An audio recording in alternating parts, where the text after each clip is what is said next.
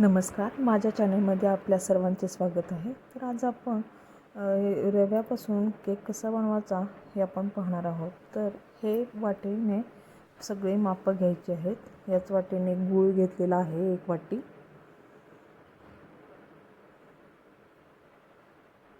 तो एका भांड्यात काढून घ्यायचा आहे आणि त्याच वाटीने पाण्याचं माप म्हणजे जे कुठलंही माप घेऊ आपण ते याच वाटीने घ्यायचं आहे, जेणेकरून आपलं परफेक्ट माप होईल आणि केकही व्यवस्थित होईल.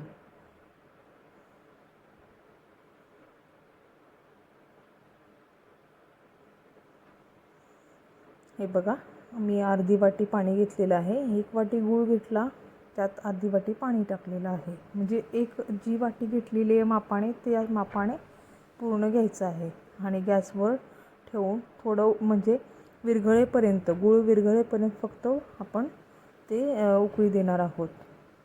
आपल्याला फक्त विरघळवायचं आहे गूळ आणि गॅस बंद करायचा.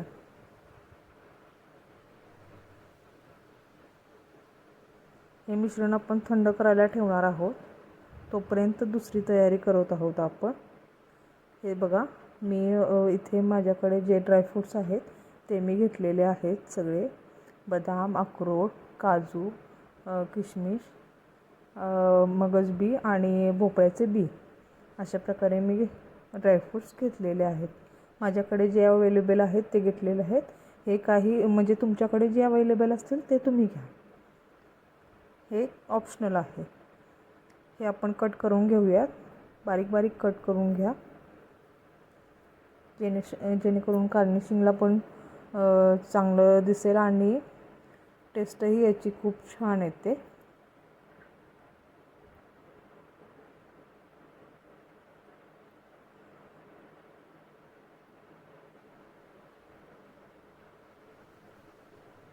हे ऑप्शनल आहे. तुम्हाला हवे ते तुम्ही ड्रायफ्रूट्स घेऊ शकता किंवा ड्रायफ्रूट्स वगळले तरी चालतील.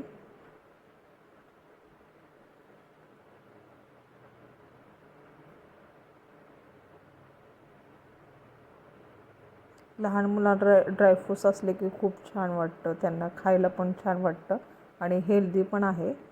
म्हणून मग मी यामध्ये ॲड करते आहे. अशा प्रकारे बारीक कट करायचे आहेत. तुम्हाला तुमच्या आवडीने कट करू शकता. तुम्हाला जर असे म्हणजे मोठे तुकडे आवडत असतील तर मोठे तुकडे ठेवू शकता किंवा बारीक किसून पण घेऊ शकता.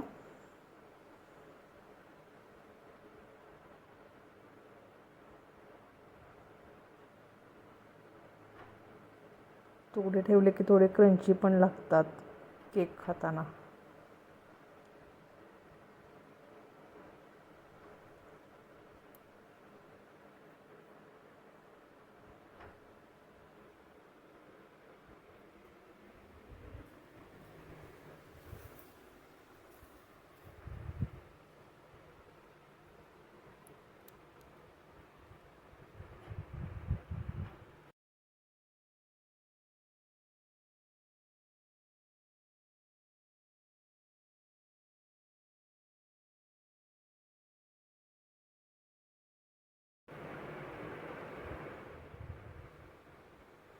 किशमिश, मगजबी आणि हे भोपळ्याचे बी मी असेच ठेवलेले आहेत.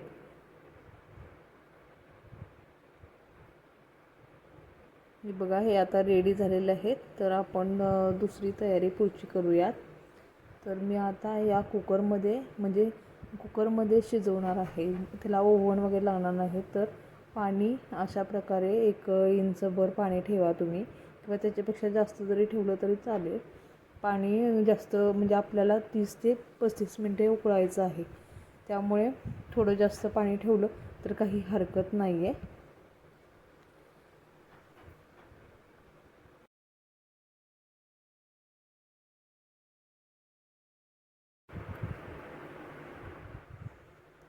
कुकरची शिट्टी काढून ठेवायची आहे, जेणेकरून आपण जेव्हा शिजवतो तेव्हा कुकरला शिट्टी होणार नाही. अशा प्रकारे मी कुकरची शिट्टी काढून घेते आहे.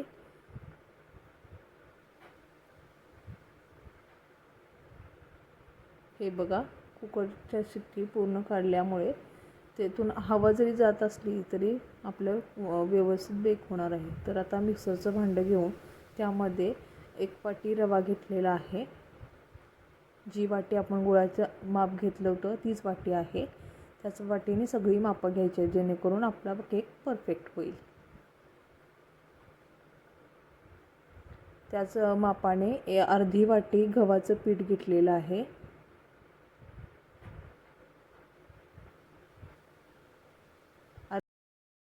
त्याच मापाने अर्धी वाटी दही घेतलेलं आहे.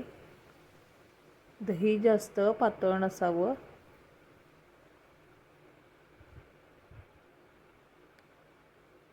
त्याच मापाने अर्धी वाटी आपण विरघळलेलं म्हणजे वितळलेलं तूप घेतलेलं आहे.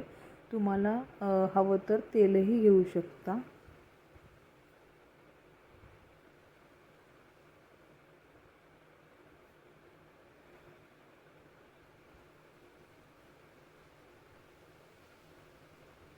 थोडंसं चवीपुरतं मीठ टाकायचं आहे.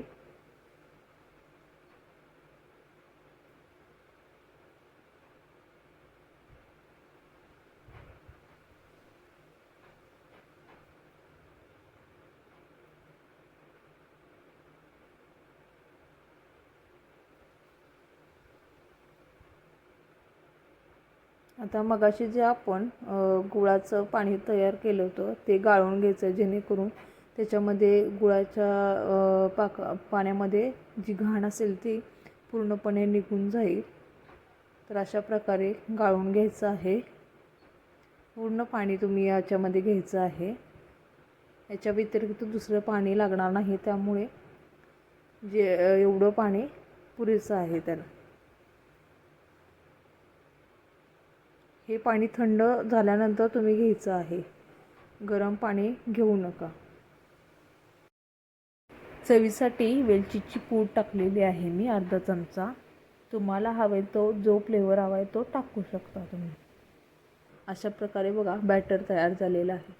अशा प्रकारे बॅटर तयार झाल्यानंतर ते आपण आता आपल्या ज्या भांड्यात आपल्याला केक बनवायचे आहे त्या भांड्यामध्ये तुम्ही हे बॅटर ओतू शकता.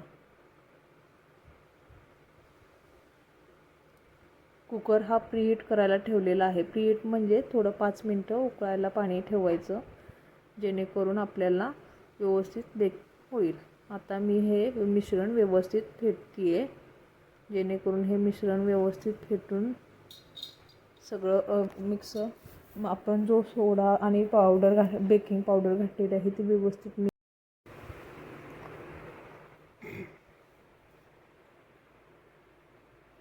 अशा प्रकारे बॅटर मिक्स करून घ्यायचं आहे.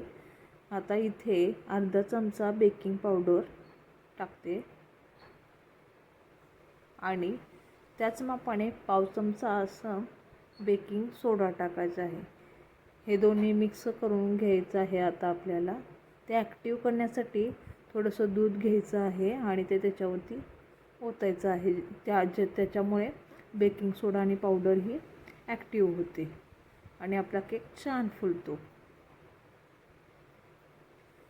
हे ॲक्टिव्ह झाल्यानंतर जास्त वेळ न ठेवता पटकन आपल्याला ज्या भांड्यात केक बनवायचा आहे त्या भांड्यामध्ये हे बॅटर ओतून आपल्या प्रीहीट केलेला कुकरमध्ये हे भांडं ठेवायचं आहे.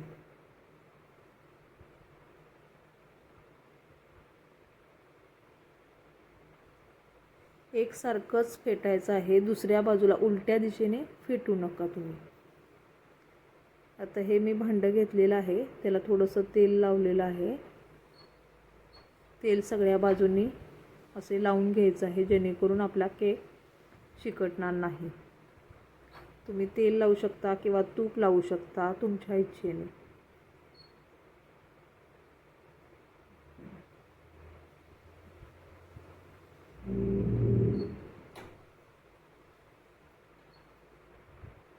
अशा प्रकारे सगळ्या भांड्याला असं तेल लावून घ्यायचं आहे आणि थोडंसं पीठ टाकून असं पूर्ण भुरभुरायचं आणि तुम्ही गव्हाचं पीठ टाकू शकता किंवा आपलं मैद्याचं थोडंसं पीठ मैदा जरी टाकला तरी चालतो. पीठ असं पूर्ण बाजूनी बुरबुरायचं आणि म्हणजे जे उरलेलं पीठ आहे ते बाहेर काढायचं.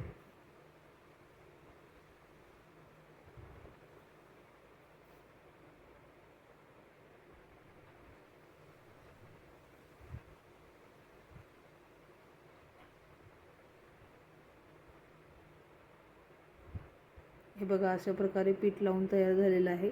तर आता हे बॅटर आपण ह्याच्यामध्ये ओतूयात.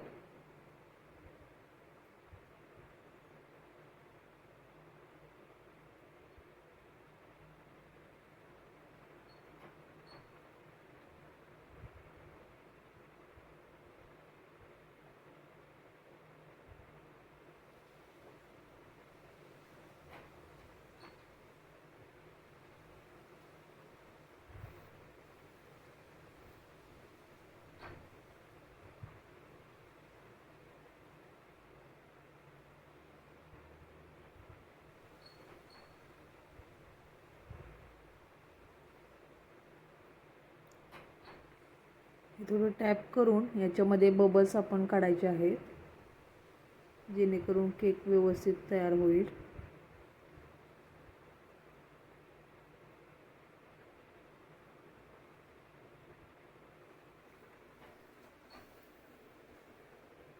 आणि वरती ड्रायफ्रूट्सने आपण डेकोरेशन करून घ्यायचं आहे, गार्निशिंग. तुम्हाला हवे तर हे ड्रायफ्रूट्स तुम्ही रोस्ट करून सुद्धा घेऊ शकता किंवा असेही टाकू शकता. या बॅटरमध्ये मिक्स करायचे असतील तर तसेही तुम्ही करू शकता. मला हे असं आवडतं म्हणून मग मी याच्यावरती गार्निशिंग करते.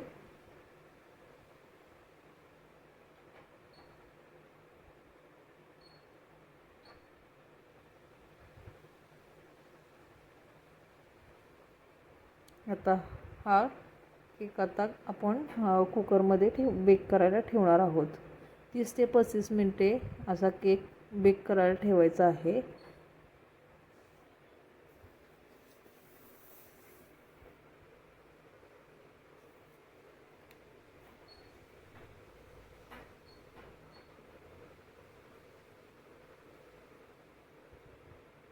तुम्ही बघू शकता हा केक आता रेडी आहे. केक किती छान तयार झालेला आहे तुम्ही बघू शकता. व्हिडिओ आवडल्यास लाईक करा, शेअर करा, सबस्क्राईब करायला विसरू नका आणि केक बनवून कमेंट पण करायला विसरू नका. असं चाकू आत घालून चेक करायचं आहे शिजलाय की नाही. जर चाकूला काही चिकटलं म्हणजे पीठ नाही चिकटलं तर आपला केक रेडी आहे.